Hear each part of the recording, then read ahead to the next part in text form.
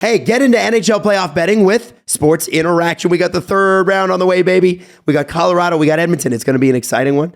And then we'll see what happens with New York and Carolina. But either way, it's going to be an amazing Western and Eastern Conference final before the game starts, live in and play, or how your favorite player will perform, doing it right since 1997. It's Sports Interaction, and it's Canada's sports book with the most competitive odds. Sports Interaction makes it easy to deposit, easy to play, and easy to cash out. Join now and see that all that sports betting has to offer. It's sportsinteraction.com/STPN. That's sportsinteraction.com/STPN. 19 plus. Please play responsibly.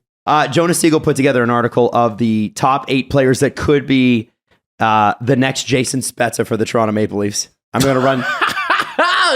Give me this. Yeah, you ready? Mark Giordano? Oh, wow. Sure. Well, no, Giordano, he already acknowledges is there, but he's talking about forwards. So one of the ones that came up, and this is why I know about this article, because one of our listeners reached out and said, hey, you seen this? Thought of you. Jay Beagle at number 8. Yeah, let's go. Do it.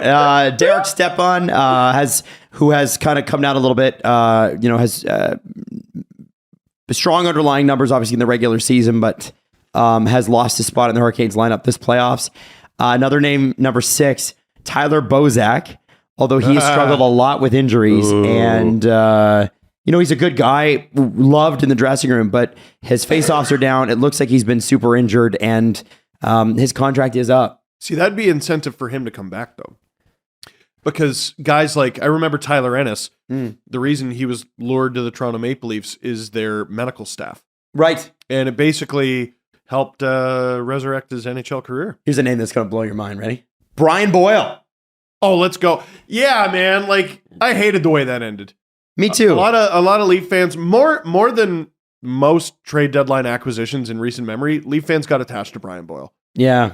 Because it was part of the start of the cool, right? It was very cool. Well, because we just had this band of children and, players we were used to being on bad teams. And then Brian Boyle comes in. He's like, I'm good. And we're like, we know. It's weird you're here. Yeah. And, I don't want any ex-Leaf back. Oh, okay. That's why I'm out on Bozak and I'm out on Boyle. What about Sam Gagner?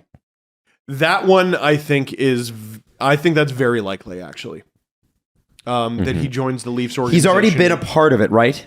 He was loaned to the Leafs through the Marlies at one point. I forgot about that. Yeah. Yes. And he said nothing but good things about it. And now he's really I think he had something like 30 points or 31 points or something with the Red Wings this year. And lifelong friend of John Tavares. And their business partners as well. Marlboros? I think they co-own the Marlboros. Okay. Yeah. And the thing is that his last deal was for $850,000. That makes sense for the Leafs. It's a question of what do they want to do with the fourth line, and that's why this next name is particularly interesting. Trevor Lewis, Calgary Flames, former LA Kings, favorite of Daryl Sutter, Jack Adams winner. Well, and he can. Well, I was about to say, he can rejoin Jack Campbell and Jake Muzzin, and no, neither of those guys. It's quite possible neither of those guys will be here. That's right. Come next season. Or both. What Jonas wrote about him was Lewis is large and he's snarly, physical, and dependable defensively. And he was a big part of the 6th ranked Calgary Flames penalty kill this year. Penalty kill is important. And Kampf has been a big addition to the Leafs penalty kill. They could use another center who can do that. Another name, if he gets his cup this year, to put in the hat, Toronto guy, of course, because it's got to be the Spezza model, right? Oh, Nazem Kadri. Andrew Cogliano, who's never been much on offense, but his defense is insane. And he got run over by McDavid last night. He's got the hustle. He's got the hustle. I just it's so tough. Like, when is a kid gonna take a depth spot in the lineup and make it difficult to keep them in a depth spot? Like, to me, that's the best option. Yeah. It's not like what Kapanen and Janssen did when they came in. That's a pretty good comparable. Like they were sort of... They were like, it was like third line pushing second with those guys. Yeah, like they were ready to play. Nick Robertson is, I think, ready to play second line. I don't think he's ready to play fourth line. Like, I don't think that's ever going to be a match.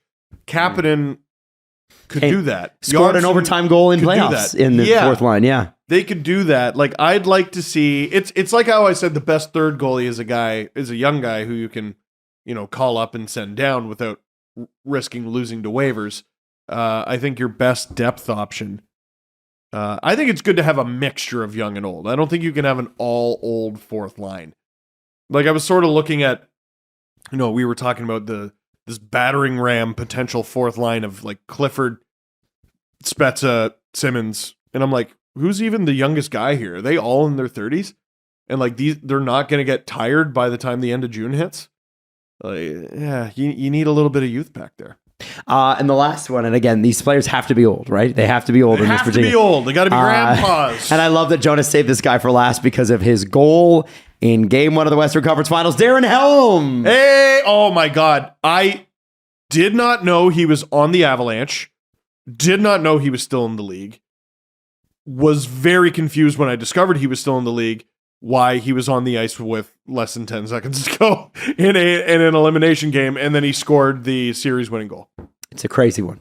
His first goal of the playoffs.